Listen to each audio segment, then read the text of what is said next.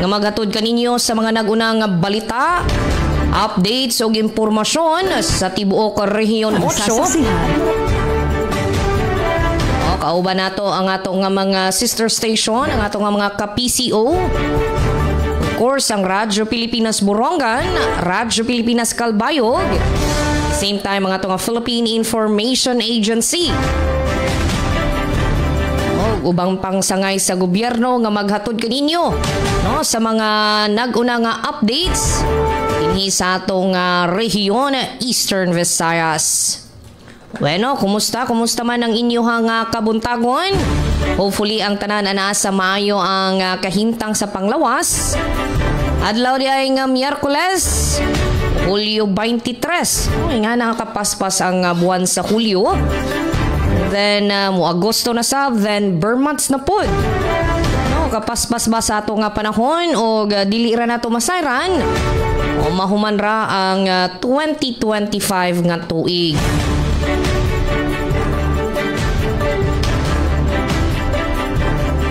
Yes, of course, good morning sa mga nagpaminaw diha sa ilahang mga radyo. Ngayon man nakatutok sa ato nga Facebook live stream. Sa mga dunay pa shoutout, mga pangumusta, yaw pagduha-duha sa pag-comment diha sa ato nga Facebook live. Yes, kay atong gyud nga paningkamutan nga ato na nga mabasa sa kahanginan. And of course, sa mga nag-celebrate dahil sa ilang nga adlaw nga natawhan karong adlaw, happy birthday! Yes, happy birthday sa mga nag-celebrate sa ilang adlaw nga natawhan karong adlaw.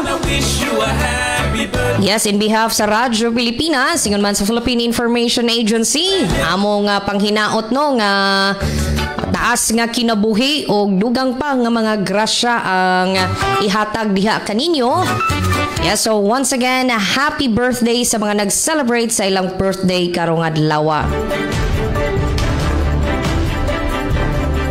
Alright, bueno. Dili kita magalangan ato nga pangumustahon ang panahon sa ato nga mga si kasilingan sa PCO. Sama ba pud sa ato nga naglamugdong, Oy, ato day nga iampo ato nga mga kaigsunan diha sa Luzon. Oy, amping intawon kay anaagi hapon ang kiniilang na sinati nga pagbaha. Gani naningkamot karon ang atong gobyerno nga tagaan gyud og ayuda ang atong mga kaigsunan, particular kadtong mga apektado sa baha, landslide o uban pa nga katalagban nga dala ni bagyong Krising nga ningon man sa epekto sa habagat. At the same time, ang atong dole nagpahinumdom nga dili mahimo nga tagaan og sanksyon sa ka-individual or empleyado o kung dili makatungha sa inyong mga establishmento makatrabaho tungod lagi sa baha or kalisod sa pag-adto sa ilahang trabahoan. Bueno, ato nga pangumustahon ang updates ato nga mga kasi wala namang emption yan. Try din nating maging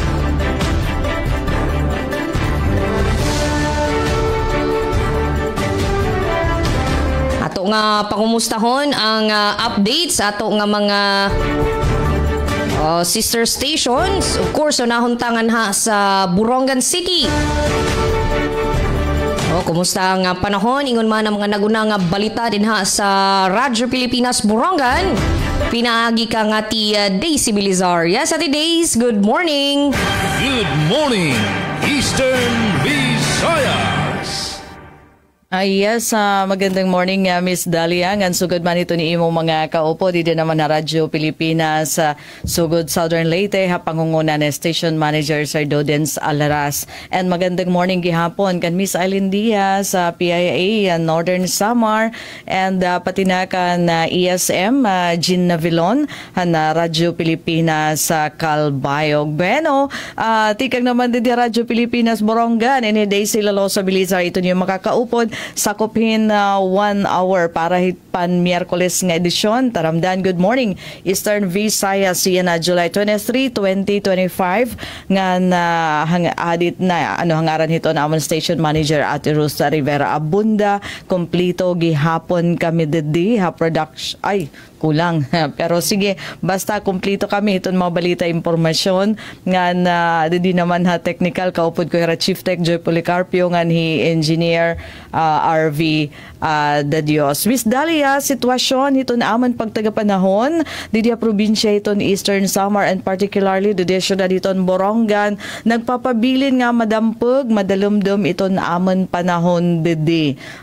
Siguro ikaupat na inihiya ka adlaw nga sugad iton aman panahon waray makasug nga waray mga pag-uran. Actually may adala mga pagtarahite in the past 4 days bahin niton aman pagtaga panahon didi nga niya naman pagkita ko didi kalangitan madampog na liwat, so nag-expect kami nga probably in magdedaro-diretso na nga daon ni nahiton kala, pero para sigurado la just in case umuran magdarala kita hiton na payong hapag taga kuryente.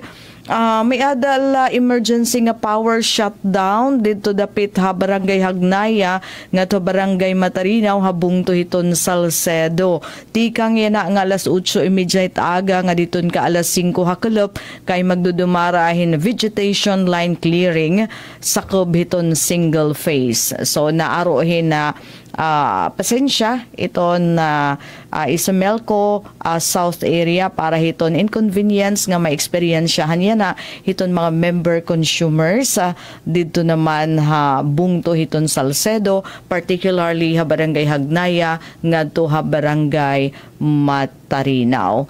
And haamon naman pag haluyo naman nga bahin didi naman na syudad hiton Borongan o didi hiton na Isamelco Central area amo all set na para hiton pagdudumaraon nga regular election para hiton District 1 nga nasakop hita syudad hiton Borongan. May ada kami didi duduha nga mga kandidato nga amon pagpipilian nga ma-represent hiton distrito dida hiton board ha Isamelco. Bubuhaton iton election dida yan nga maabot nga Sabado nga adlaw July 26. Nga napagtaga tubig waray kami din anunsyo nga nakikita bahin in water interruption so far para yan ang adlaw nga na peace and order situation naman nagpapabilin nga mahimyang hakabugusan it sitwasyon hiton bugos nga probinsya iton Eastern Samar pero kakulop nga adlaw ha pangungunahan amon Provincial Director Police Colonel Ernesto Macasil nagpartisipar hirahaton opening ini kanan PNP 8 Palakasan 2025 dito ha Camp Ruperto kang Leon Palo Leyte ngan kakulop nga adlaw hakot award aton mga taga Eastern Samar Police aton mga laro ng lahi. So bueno para naman ha headlines iton mga balita na hikayan Radyo Pilipinas Borongan para yan ang adlaw Miyerkules July 23. Bloomberg Philanthropies YCAF Round 2 awarding ceremony pagdudumaraon 35 nga youth group han syudadhan Borongan nakakabenepisyo. Samtang sulat Eco Fair 2025 ginabrihan target makahatag solusyon na basura nga nasuporta halukal nga mga produkto. Eastern Samar Electric Cooperative andam na para haton regular election ha District 1 nga nasasakupan hiton Borongan City. Mga estudyante nga benepisyaryo han direkta ayuda program han city government hiton Borongan dubli na ang monetary allowance. Ngan senior citizens nga akusado in murder na aresto han mga otoridad habung tohan oras. So Miss Dalia, Miss Eileen and Jean, madangat haiyo ang detalyan mga balita. Ha second round han taramdan. Good morning, Eastern Visayas. Good morning, Eastern Visayas. Yes, thank you so much, Ate Days, diha sa Radyo Pilipinas Borongan. And kindly extend my warm greetings sa atong mga kauban din ha. Of course, sa pagpanguna ni SM Ruth Bunda. Ingon man sa imong kauban diha sa technical booth. Oh, good morning. Bueno, sa atong pangumustahon ang update ngadto sa Northern Samar. Kumusta ba pug ang ilang panahon? Yes, atong sayran ang uban pa nga mga impormasyon o pinaagi kang Ma'am Eileen Diaz. Yes, Ma'am Eileen, good morning. Good morning, Eastern Visayas. Yes, Ma'am Ay. Nakamute ata si Ma'am Ay. Okay na po. Yes, loud and clear, ma'am. Go ahead. Good morning, Eastern Visayas. Good morning, Ma'am Dalia, Ma'am Daisy, and Sir Jean. Madalumdum, anamon di panahon, wala pa babalik ang normal nga mo pa yung panahon, kakulop ang nag-agi nga mga adlaw, amo gihapon may pagkat magturo-tariti, pero diri good na buhos ang kusog nga oran. Salamat Lord. Baga ato nila ayan nagyan papakuan ang bangin aton mga parag pangisda, pahirot gihapon ang napalabod. Paghirot gihapon kay diri pa manggod stable ang aton panahon.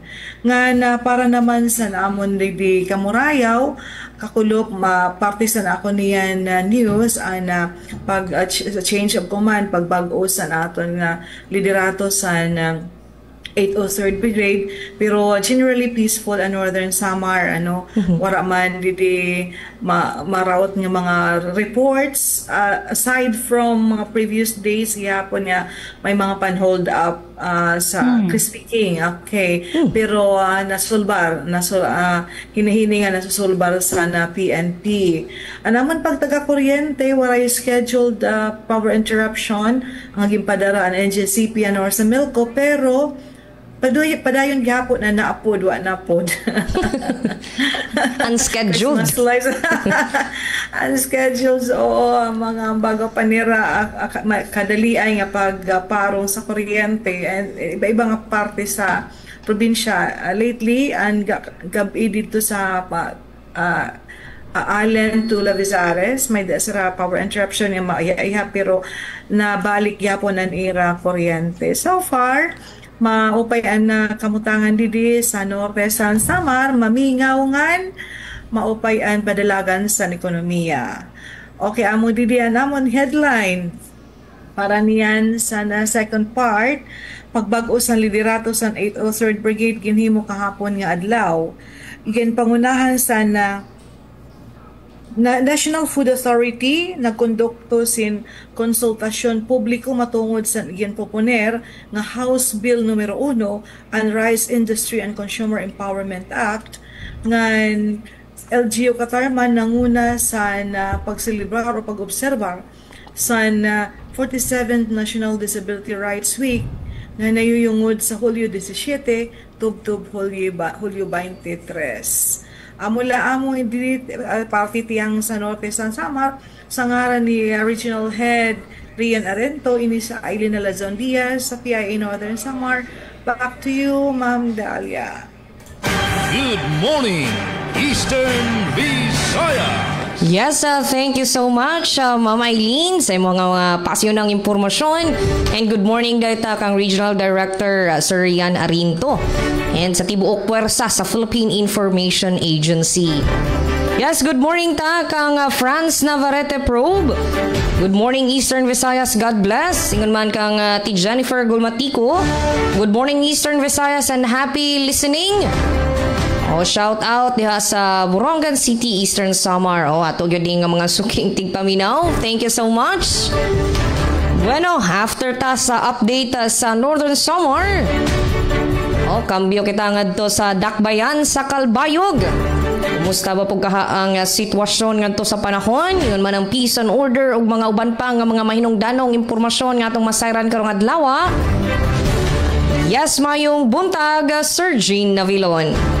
Good morning, Eastern Visayas. Yes, Sir Jean, good morning. Yes, daghang salamat kauban Dalia. Good morning sa tanan aton na mga kauban diha sa Sugod Southern Leyte sa pagpanguna ni SM Dindo Alaras nga dida sa DYES. Good morning kan kasamang Dalia o kan SM Ruth Abunda nga iya mga kaupo dida sa Radyo Pilipinas sa Borongan City. Yan sugad man kan Ma'am Eileen Diaz and aton ka PCOO dida sa Katarmano del Samar sa PIA Katarmano del Samar. Good morning. Dito sa siyudad San Calbayog, madurodampog na liwat nga bagaan mauran pero di rin naman nadadayon ang uran. Pero na itong kadlaw dito sa siyudad San Calbayog. Sa pagtaga tubig naman, waray abiso. Ang Calbayog Water Company Incorporated nga may water interruption, yan ang adlaw. Sugod man na sa Melco 1, waray scheduled power interruption na sa Melco 1.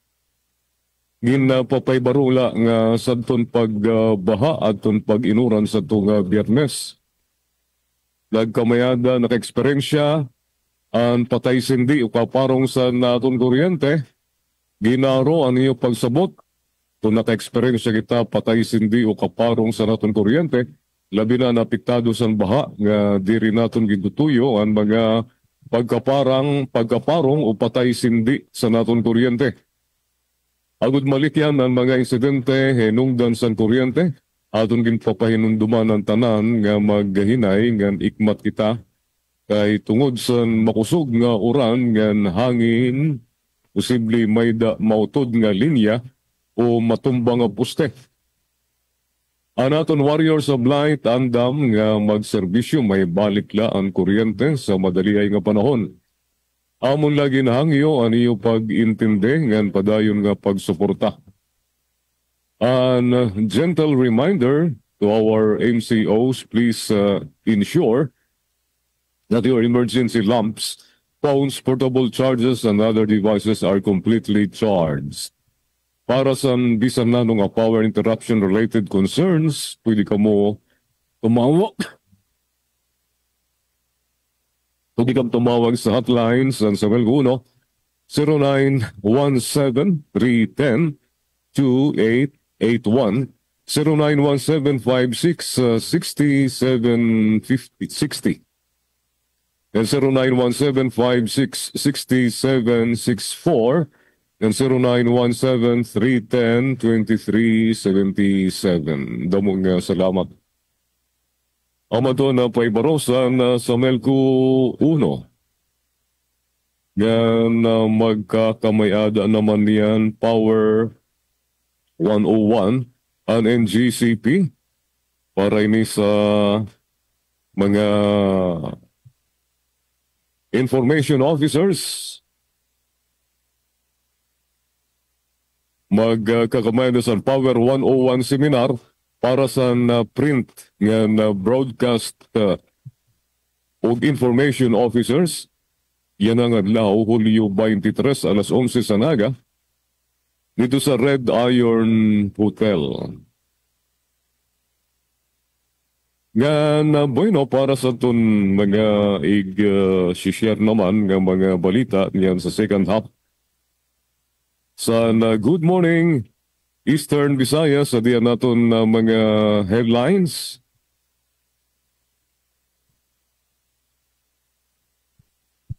DPWH Samar 1st District Engineering Office nagdumara clearing operation sa siyudad San Calbayog. Medical mission para sa mga bata nga may developmental delays ginbuhat sa Calbayog City.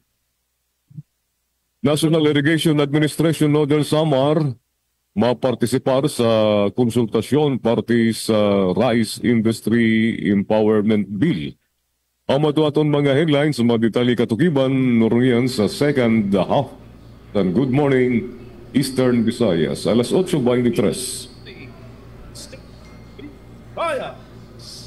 Yes, thank you so much, Sir Jean Navilon. Sa Radyo Pilipinas Calbayog sa paghatag og hulagway no, sa kahimtang sa panahon diha sa Calbayog City. Og send my good morning pod sa imong kaubanan diha sa technical department. Yes, bueno, as to dinhi sa Southern Leyte, Tunahon ang panahon sama sa na-experience no diha sa Borongan, Calbayog and Northern Samar. O naglamog pod ang atong panahon, dili magkumpiyansa kay dunay dako nga tsansa nga dunay pag-uwan karong adlaw. No, so dili malimot sa inyong mga payong, raincoats ug uban pa. Gani sa pinaka-latest update sa atong buhatan sa Pag-asa, aduna na sab after sa bagyong Krising, aduna na sab sila gibantayan karon nga tropical depression Dante no diha sa extreme northern Luzon. So sa atong mga kaigsunan diha sa Luzon area, amping-amping labi na kay adunay mga nagkadaiyang posibleng sakit no labi na sa panahon sa ting-uwan. Sama na lang ni ining mga waterborne illnesses, influenza-like illnesses, ubo, sipon, hilanat. Labi na sa ato nga mga bata, mga kabataan. At the same time, kining leptospirosis, no? Kinitungod sa mga baha nga na-experience. Gani, matud pa sa ato nga Department of Health nga dunay taas nga risgo no? Nga leptospirosis ato nga mga kaigsunan, labi na tong mga walay proteksyon nga musulong sa baha. That's why ato nga abiso nga kung maka-experience na og mga pagbaha, mas maayo magpuyo na lang ta sa ato nga panimalay. And for our responders or kinahanglan gyud nga mugawas, please make sure nga magbutas or at least man lang adunay mga protective equipment nga ipang suot, protective gear aron gyud katong mga dunay mga samad dili intawon ma-contaminate. And of course kining sakit nga dengue, please make sure nga ipangyabo ang pwede nga kaitlugan mga breeding sites sa ato nga mga lamok. Kay lisod na ang hulga no sa kining ato karon nga nasinati nga panahon nga magsigi og uwan-uwan. Yes, as to update sa ato nga sugang dagita, so far wala may abiso ang ato nga Southern Leyte Electric Cooperative o SOLECO nga dunay pagpaong sa kuryente karong adlaw. Hopefully no nga di in town maka-experience of unscheduled power interruption. But yes, ato nga pahinumdom sa ato nga mga member consumer owners, mga MCO. Yes, karon ng Sabado, umaabot Sabado, July 26 mga higala ang atong Annual General Membership Assembly or AGMA. Atong giawhag ang atong mga kaigsunan nga mutambong no sa atong ika-47 nga tuig sa pag-celebrate sa atong nga AGMA. Pagabuhaton kini karong July 26 alas 9 sa buntag diha sa atong nga Maasin City Gym nga adunay temang Beyond Power, Electric Cooperatives Empowering Communities and Changing Lives. Og niya na adunay mga pipila sa mga agenda nga hisgutan. Lakip na niini ang Joint President and GM's report sa 2024. Kini nagpasabot sa kahimtang sa ato nga kooperatiba ni agi nga tuig. At the same time, aduna sab i-discuss nga mga resolution nga nagsuporta sa ato nga pag-apply sa prangkisa. No, sa ato nang gikaingon nga hapit na nga mo expire ang ato nga franchise o ang ato nga mga opisyal sa SOLECO na ningkamot. Of course, kauban ang ato nga mga kongresista sa 1st and 2nd District.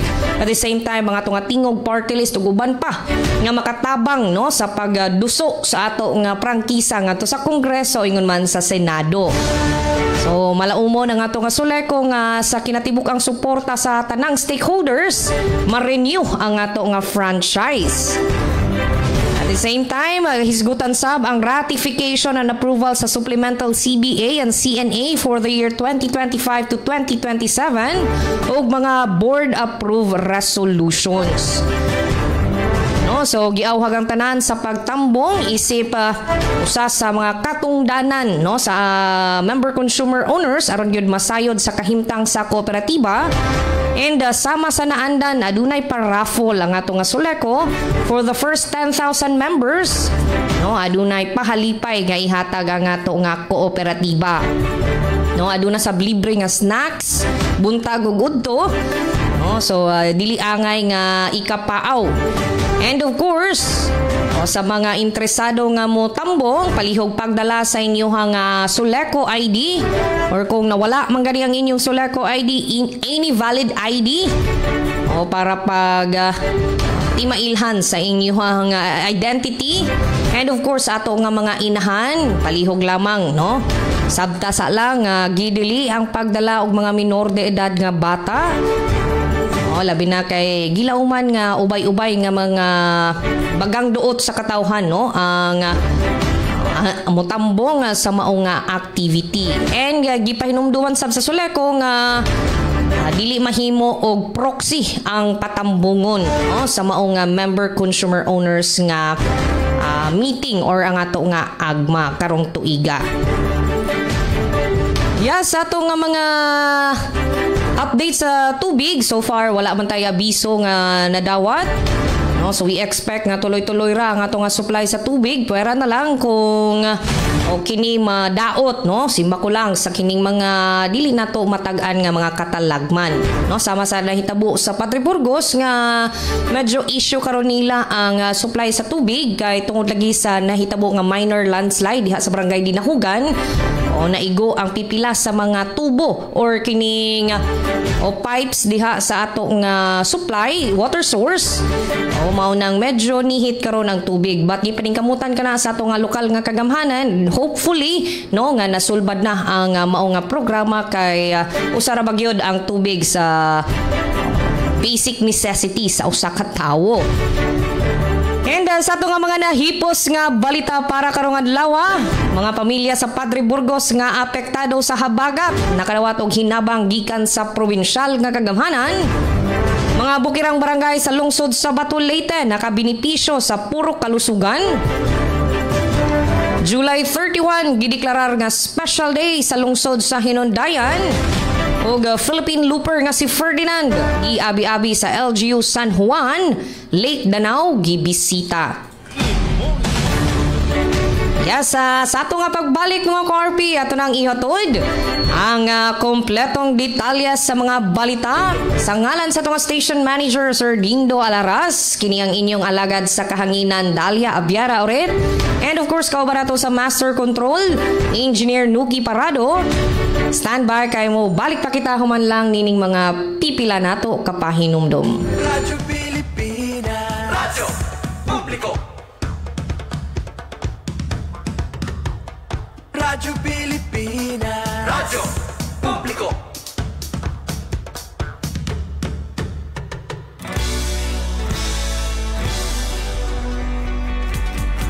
Mahalagang mga balita, napapanahong impormasyon. Kami ang inyong gabay pag may bagyo at sakuna. Serbisyo ng gobyerno kapag may nangangailangan. Mga proyekto ng Pangulo, damang-dama ang pagmamahal niya. Tulay ng mga hinaing, ang problema ng bayan ating lulutasin. Tulay sa himpapawid, tulay ng pagbabago.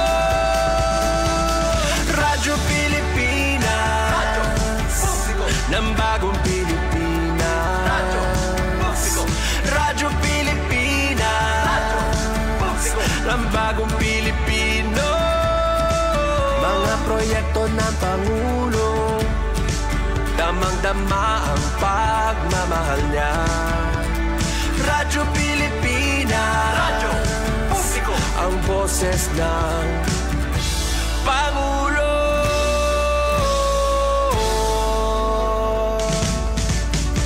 Karamay nyo kami, kahit malayo man kami nakakarating.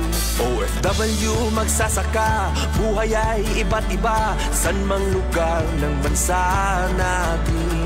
Tulay ng mga hinaing, ang problema ng bayan ating lulutasin. Tulay sa himpapawid, tulay ng pagbabago. Radyo Pilipinas, Radyo Publiko, ng bagong Pilipinas. Radyo Publiko, Radyo Pilipinas, Radyo Publiko, ng bagong Pilipino. Mga proyekto ng Pangulo, damang-dama ang pagmamahal niya. Radyo Pilipinas, radyo publiko, ang boses ng Pangulo. Radyo publiko, Radyo Pilipinas, radyo publiko, Radyo Pilipinas. Yes, oras sa Radyo Pilipinas, Radyo Publiko, alas 8:34 sa buntag. And yes, we are back mga Corpy. Atong oras, alas 8:34 sa buntag. Lain ka mong nagpaminaw sa atong programang Good Morning Eastern Visayas. Yes, ang ngalan sa atong station manager, Sir Dindo Alaras. Kini ang inyong alagad sa kahanginan, Dalia Abiara ulit. Kauban lang yapon nato sa Master Control Engineer Nuki Parado. Og ning puntuha, dili na kita maglangan ato na nga masayran ang hingpit og kumpletong detalye sa mga balita. So nahunta ngadto sa Radyo Pilipinas sa Borongan. Pinagi kang Ati Daisy Bilizar. Yes, Ati Daisy, good morning pagbalik. Good morning, Eastern Visayas. Otro da mga salamat Miss Dalia nga naadi na ang detalyihan namon na mga balita para yan ang adlaw Miyerkules sa Taramdan. Good morning Eastern Visayas. Siyahan Bloomberg Philanthropy sa Youth Climate Action Fund Round 2 awarding ceremony pagdudumaraon 35 nga youth group han syudadan Borongan nakakabenepisyo. Ang detalyihan report ikang kan Engineer Sok Aberia. Radyo Pilipinas. Radyo Pilipinas. Report. Nakatalaan igdool ang lokal nga pamunuan ng syudad ng Borongan ang gratis nga pundo ang Bloomberg Philanthropist Youth Climate Action Fund, YCAF, nga dahin maabot 35 nga ihapin youth groups ang syudad ng Borongan hapagdudumaraon nga BP YCAF Round 2 awarding ceremony ang Melinda's Resort and Restaurant Function Room hito'y Bes, Hulyo 24. Ang nasabi nga youth groups in makarawat ang pasiyon nga trans partihan por lo menos 50,000 nga 940,000 pesos nga pundo para nagpapatuman nga mga proyekto ug mga programa base ang project proposals ay gimpailarom hin mahugot nga review ang BP YCAF project implementation team. Ini nga project proposals sin mga ideya nga may kalabutan hit pagsurapan climate change nga ginsubmiteran youth groups nga napartisipar hini nga inisyatiba nga tika nga secondary schools ang syudad nakadamaan junior ug senior high school students nga nan mga kaapian sangguniang kabataan SK ang syudad han Borongan. Mananamduman nga Bloomberg Philanthropist naghatag hin $100,000 o kantidad hin 5.8 million pesos para ang pagpapatuman ng BP YCAF Round 2 nga doble hanauna nga implementasyon hin syudad ng tuig 2024 kundi interese hadto nga youth groups sa nakabenepisyo. Kasugbong ang Bloomberg Philanthropy sa pag-implementar ang BP YCAF Round 2 han lokal nga pamunuan ng syudad ipinagi ang project implementation team nga kinokomponer ang City Environment and Natural Resources Office, City Social Welfare and Development Office, City Planning and Development Coordinator's Office, City Information Office, Project Management Office, sugan buhatan, han SK Federasyon, han syudad, han Borongan. Para sa Bagong Pilipinas, Sok Aberia, Radyo Pilipinas, Radyo Publiko, Borongan. Damang salamat han detalyihan na report at Sok Aberia. Radyo Pilipinas. Radyo Pilipinas. Report. Yaon bag-o nga didirato nga namuno sa 803rd Brigade Philippine Army nga nakabase sa bungto sa katanman dida sa ginhimo nga donning of rank nga change of command nga ginhimo kahapon nga adlaw Hulyo 22 sa 803rd Brigade Camp 1 Ponce Sumoroy, Barangay Dalakit, Katarman. Ang bago nga namumuno o Brigadier Commander mao si Brigadier General Carmelito Pangatungan liwan kan Brigadier General Efren Morados nga na-promoter nga na-appoint sa ikaduhang nga ranggo sa liderato sa Philippine Army sa bugos ng Pilipinas. Dakwan pagpasalamat ni General Morados ng liderato sa Philippine Army sa pagtapod sa iya. Sa niya mga tawo sa 803rd Brigade nga nakaupod niya sa 5 katuig, kaupod niya ang mga batalyon, liderato sa lokal nga panggobyernuhan, kaupod kabulig ang LCAC Technical Working Group, pribado nga sektor nga stakeholders, san hapsay nga iya pamunuan samtang siya ang Brigadier Chief Commander.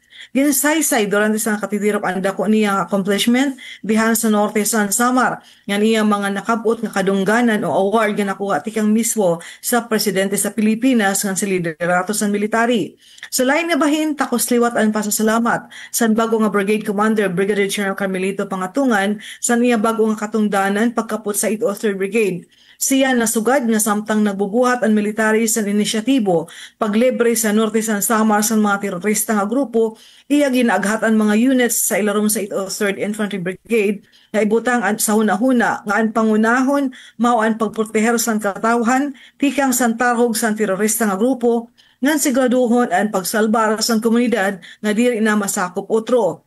Iya ginpahinumdum ang pagtagad sa katungod sa tawo international humanitarian rights ngan pagsunod san balaod nun ang susundon dida san kampanya san Kamurayaw. Ang hingap para sin insurgency-free Northern Samar in makakabot kun yaon pagkasarayo kun kadatag sa maghimo san iya parte. Magupod kita, magburubligay kita sugad ni Pangatungan. Upod kita nga ka-receive gun Unity for Peace onwards to development. Kaya ikaw, tayo, ako, upod kita kay kita nakikig-away tungod sin kausa nga mas dako pa sa aton kalugaringon dugang niya.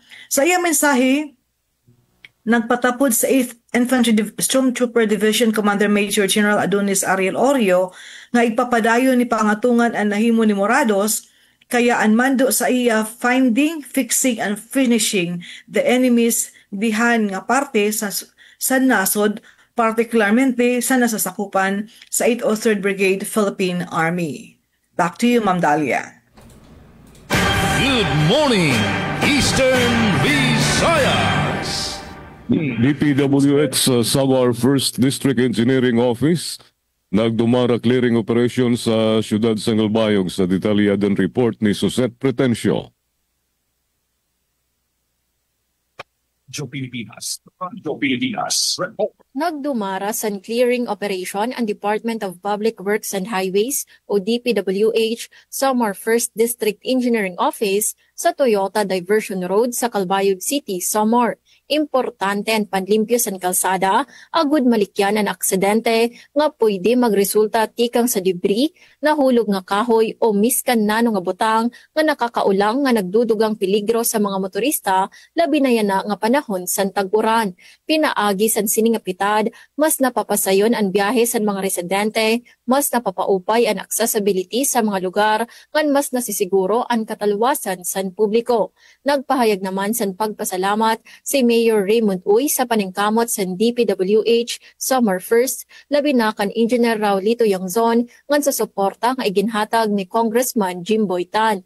Dugang pa ni Mayor Uy, an era pakigbulig, nagpapakusog sa operasyon nga nakakabulig nga maging epesyente ang mga aktibidad sa lugar. Dako ang papel sa sugad nga inisyatibo sa pag-andam kontra kalamidad ngan pagproteher sa kanabuhi ngan propriedad sa mga kalbayognon. Para sa Bagong Pilipinas, Suzette Pretencio, Radyo Pilipinas, Radyo Publiko. Salamat Suzette sa nimo report. Good morning, Eastern Visayas. Samtang sa ato nga update dinhi sa Southern Leyte at kita sa Pacific area, July 31 gideklarar nga special day sa lungsod sa Hinundayan. Para sa report niya si Aljon Malot. Radyo Pilipinas. Radyo Pilipinas. Report. Yes, Aljon. Suspindido ang tanang klase og trabaho sa Hinundayan Southern Leyte karong Hulyo 31 nining tuiga. Kini nagpagawas ang lokal nga panggamhanan og Executive Order No. 104 Series of 2025 nga nagdeklarar sa maong petsa isip special holiday alang sa pagsaulog sa ka-116 nga araw ng Hinundayan. Ilawom sa mga executive order, gisaysay nga tinguha sa pagsuspenso ang paghatag og kahigayunan sa lain-laing sektor, pribado man ug publiko nga makaapil sa mga kalihukan sa anibersaryo sa lungsod. Samtang gipahigayon ang opening salvo nitong Hulyo 22 nga nagtimaan sa pag-arangkada sa nagkadayang kalingawan. Ang ayang masayran nga gisaulog ang araw ng Hinundayan karong tuigang adunay temang Hinundayan, lungsod nga nagtan-aw sa kaugmaon gikan sa lig-on nga kagahapon. Balita gikan sa lungsod sa Hinundayan para sa Bagong Pilipinas, Aljon Malot, Radyo Pilipinas, Radyo Publiko. Yes, salamat sa imong report, Sir Aljon Malot. Good morning, Eastern Visayas. Anaton oras, meron na kita 43 minutos sa nakalabayhan alas 8 haaga. Dugang nga balita na hikayhan Radyo Pilipinas Borongan. Sulat Eco Fair 2025 ginabrihan. Target makahatag solusyon ha basura ngan suporta ha mga lokal nga produkto. Ang detalyihan report tikang kan Pen Pumida. Radyo Pilipinas Report. Ginabrihan kakilip nga adlaw Hulyo 22 ang Sulat Eco Fair 2025 usa nga siyam ka adlaw nga selebrasyon nga nagtutuyo mag-promote hin eco-friendly nga mga produkto samtang ginbubuligan ang komunidad nga masolusyonan ang problema ha basura. Ang grand opening hiton Huwebes nga ninin magpapadayon tubtub Hulyo 30. Ginorganisaran aktibidad han LGU Sulat ha pangunguna ni Mayor Javier Zacate, Vice Mayor Dondon Ivardoni, nganhan sangguni ang bayan members, pinaagihan Committee on Environment, nga ginpapanguluhan ni Honorable Sofia Isabel Zacate. Nakigsumpayan gihapon ang Sulat Municipal Environment and Natural Resources Office Menro, nganhan Sulat Negosyo Center pag-andam hanasabi nga fair. Nagpakitahan suporta ang 24 nga exhibitors, tikang nga magkalain-lain nga bungtuhan Eastern Samar, nga nagdarahan ira mga produkto sugadan pudpod, picking, souvenir items, nga niba pa nga mga produkto nga may tema nga makakalikasan. Gintatargetan Eco Fair nga makabentay 300,000 pesos nga produkto uyon hapahayag ni DTI Provincial Director Rutel Masamonte nga nagsiring, naglalaom kami nga matutuman ini samtang ginpapakitan mga produkto nga nakakabulig pagpanalipudan kalibungan ngan maabot pa ang mas damo nga micro, small and medium enterprises kon MSME sa Eastern Samar. Ang Sulat Eco Fair 2025 inkapartihan MSME Development Week ughan mga aktibidad parahan kapatronan nga igsisilibrar ha Hulyo 30 nga da 31. Ginaaghatan LGU Sulat ang publiko nga bumisita ha Eco Fair. Para ha Bagong Pilipinas, Penelope Pumida, Radyo Pilipinas, Radyo Publiko, Borongan. Damang salamat ang report, Ati Pen Pumida. Good morning, Eastern Visayas. Ginapangunahan sa National Food Authority ang konsultasyon publiko matungod sa ginpomponer nga House Bill numero 1 ang Rice Industry and Consumer Empowerment Act, pagpakusog sa regulatory powers sa National Food Authority, pagsuporta sa industriya sa pagtagabugas, ngan pagpasiguro ngan pagproteher sa konsumidores, pinaagi sa tuang nga supply ngan stable nga presyo sa bugas, pag-amyenda sa Akto Republika 8178 o kilala sa ngaran ni Agriculture Tarification Act. Para sa hebabruan, ang ginsusunod yan ang palisiya mao ang Rice Tarification Law, din ginlimitaran ang function sa NFA. Saya na tungod sito nga balaod, wala ang nagahuman NFA pag-regulate sa presyo sa bugas sa merkado, pati ang pag-monitor sa presyo. Diri na nagbabaligya bugas sa NFA, kaya ira nala trabaho pagpalit paray para mapasiguro ngayon stocks an ira warehouse ngan pwede la may gawas an stocks ngadto sa LGU nga magre-request kun yaon kalamidad. Sini na agin pupunir nga House Bill number 1 yaon upat nga key features nga mao ang reforma ngan pagpakusog sa NFA, suludihan ang mando nga maaktibar ang trabaho sa NFA labi na sa pag-regulate sa merkado ngan pagpakusog sa kapasidad ngan accountability.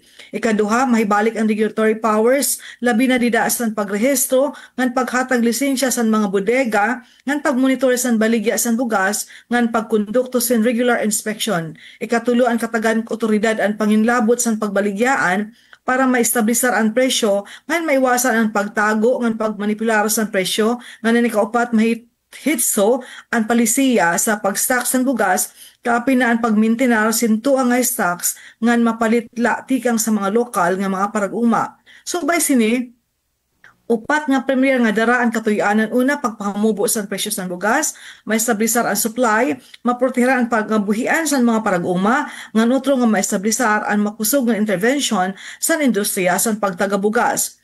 Ang posible nga impact o epekto nga ginpukuner nga House Bill numero 1 mauan para sa parag-uma, madugangan ang oportunidad makapalit bugas kan magarantiya san patas ng pamaligyaan para sa konsumidores, mas kaya sa bulsa nga ang establisado nga presyo sa bugas ngan para sa mga nagbabaligya nga nagbumulino, regulated nga operasyon sa ilarom san patas nga transparent framework ngan para sa LGU ngan mga ahensya sa gobyerno mapauswag ang koordinasyon ngan bulig dida sa mga palisiya pagtagabugas. Back to you, Ma'am Dalia. Good morning, Eastern Visayas. Medical mission para sa mga bata nga may developmental delays ginbuhat sa Calbayog City. Sa detalya din report ni Charmaine Perito. Joe Pilipinas report. Sa pagselebrar sa National Disability Rights Week nga may tema Innovation for Inclusion, Building Inclusive Communities Together, ginpangunahan sa Samar Provincial Hospital kasubong ang Calbayog CSWDO ang ginbuhat ng medical mission para sa mga bata nga may developmental delays. Lakip sa serbisyo nga gin-offer, mao ang libre nga developmental screening para sa mga bata nga waray pa formal nga diagnosis ug libre nga medical ug dental check-up. Katuyuanan sa aktibidad nga matudlok sa mas temprano ang panginahanglan medikal sa mga bata para mabaton dayon kadungan sa pagpabot suporta sa mga kag-anak ug mga nagmamangno. Para sa Bagong Pilipinas, Charmaine Perito, Radyo Pilipinas, Radyo Publiko, Calbayog. Salamat Charmaine sa nimo report. Good morning, Eastern Visayas. Sa itong oras, 10 minutos sa dili pa mag-alas 9 karong buntaga sa atong dugang panganahipos nga balita. Mga pamilya sa Padre Burgos nga apektado sa habagat nakadawat og hinabang gikan sa probinsyal nga kagamhanan. Aniya ang atong report. Radyo Pilipinas report. Anaa sa 130 ka mga family food packs kon FFPs nga naglangkob og bugas ug pipila ka mga grocery items sama sa delata ang gitunol sa probinsyal nga kagamhanan pinaagi sa opisina sa Provincial Social Welfare and Development Office kon PSWDO ngadto sa mga pamilyang apektado sa kusog ng pag-uwan nga dala sa habagat sa lungsod sa Padre Burgos, Southern Leyte. Matud pa kang sangguniang panlungsod, Board Member Attorney May Poblete Malazarte, sagad sa mga benepisyaryo ang mga residente sa Barangay Dinahugan kansang lugar na kasinati og minor nga pagdahili sa yuta. Dugang pa ang mga nakadawat sa ayuda kadto mga pamilyang gipabakwit tungod sa taas nga risgo sa katalagman.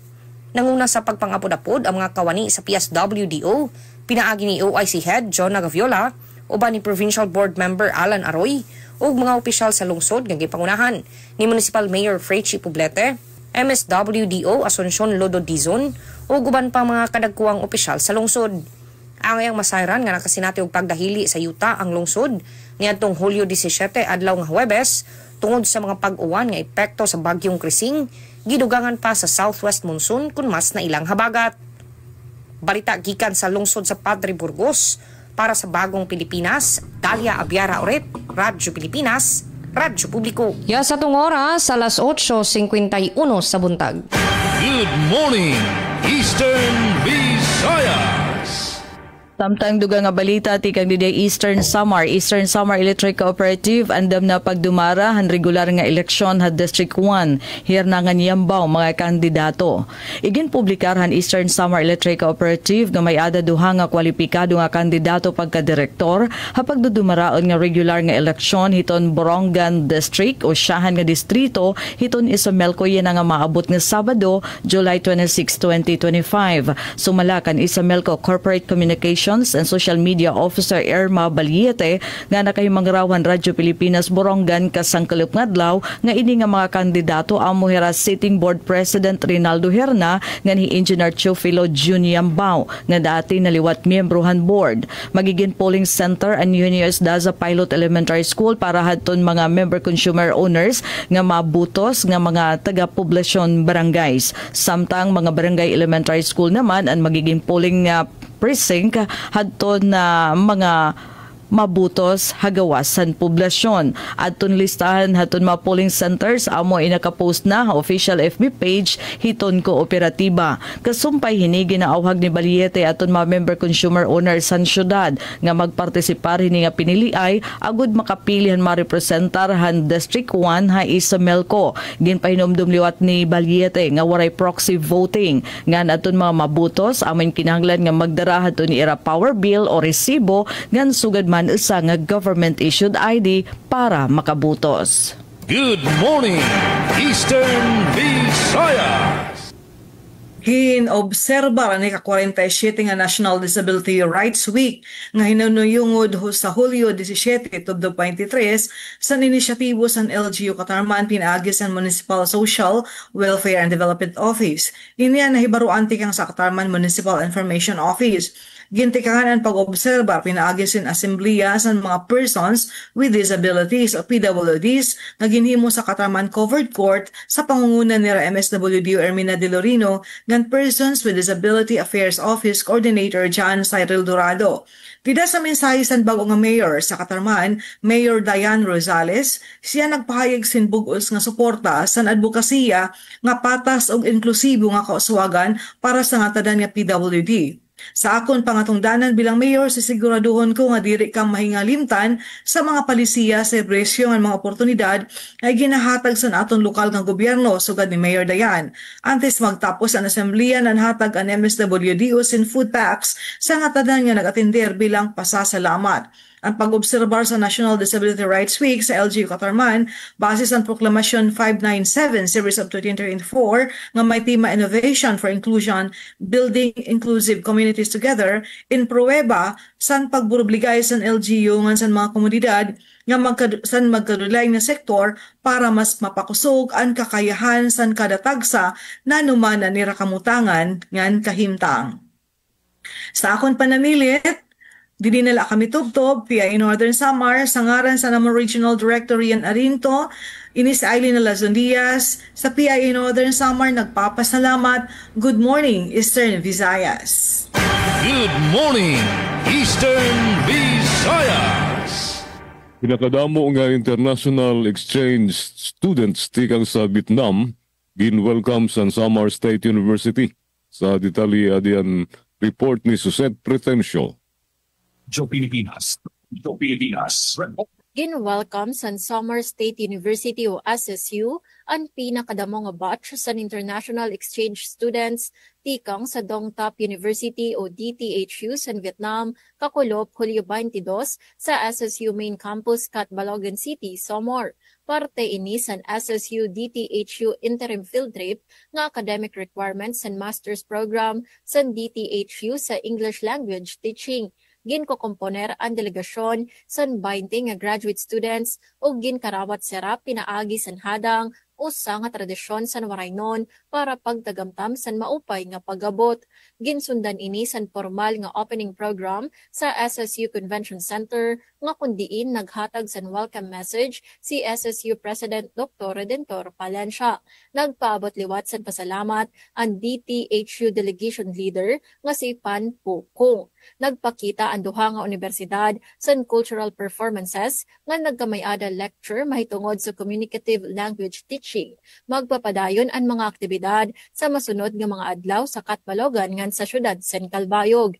Ini nga interaksyon ginpangunahan sa SSU International Affairs Office sa pakigbinuligay sa SSU Graduate School ngan LGU Catbalogan. Para sa Bagong Pilipinas, Suzette Pretencio, Radyo Pilipinas, Radyo Publiko. Salamat Suzette sa imo report. Nga di dinala namon ginahuman amon partisipasyon sa Good Morning Eastern Visayas. Sa ngaran sa nakon na mga nakaupod sa control si Engineer Francis Marnie Malves, si Joven Cardenas, ganomon mga OJT, BSIT Major in Electronics Technology students sa NWECSU. Sarah Karel, Jade Magbutay, Mara Alba, Merlin Garalsa, Haren Septo, Angel May Del Rosario, ngan Brenda Fortuna, Alexander Francisco, ngan Mark Angelo Tayab, iniyo nakaupod, Jean Navilon, ngan sangaran sa namon news contributor si Suzette ngan si Charmaine. Ini iusang kay Gina Vilon nagpapasalamat. Good morning, Eastern Visayas. Good morning, Eastern Visayas. Yes, sa buwan atong oras sa 2 minutos sa dili pa mag alas 9 sa buntag. Atupod nga unang panamilit nga mensahe sa Radyo Pilipinas sa Borongan na pinaagi ka nga ti Days. Yes, Ati Days, good morning. Thank you, Miss Dalia, no? And nagpapasalamat lang kita naton liwata pero pa nga viewers online, Marna Amboy Manggupit, Glenn Logo Susma, Ginilin Gira. And gusto liwat namon i-congratulate naton may ada ngayang kita bago nga Assistant Regional Election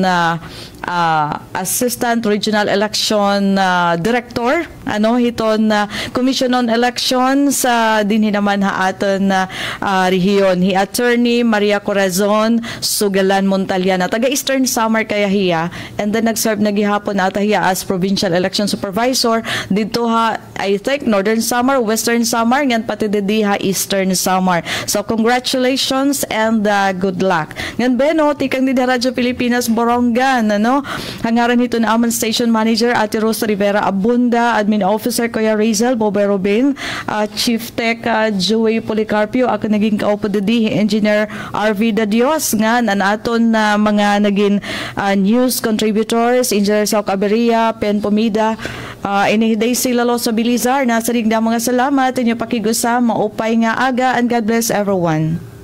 Good morning, Eastern Visayas! Yes, thank you so much, Ate Days. Yes, daghang salamat sa atong mga nakauban this morning. Radyo Pilipinas Borongan, Radyo Pilipinas Calbayog, ingon man ang atong Philippine Information Agency Northern Samar. Yes, thank you so much. Wala na tayo igo nga oras. Daghang salamat sa inyong pag-uban kanato karong buntaga. Good morning dayta ka Ma'am Floria Arevalo. Daghang salamat sa imong pagpaminaw. Sa ngalan sa itong Station Manager Sir Dindo Alaras, kini ang inyong alagad sa kahanginan Dalia Abiara Oret. Daghang salamat sa mga nagkontribuer sa ilang balita, Sir Aljon Malot, Sir Javic Apis, Miss Ria Mikate. Yun man atong kauban sa Master Control Engineer Nuki Parado. Good morning po kang Kuya Junan Tegra. Yes, good morning Eastern Visayas. Good morning, Eastern Visayas! Radyo Pilipinas, Radyo Publiko, Radyo Pilipinas.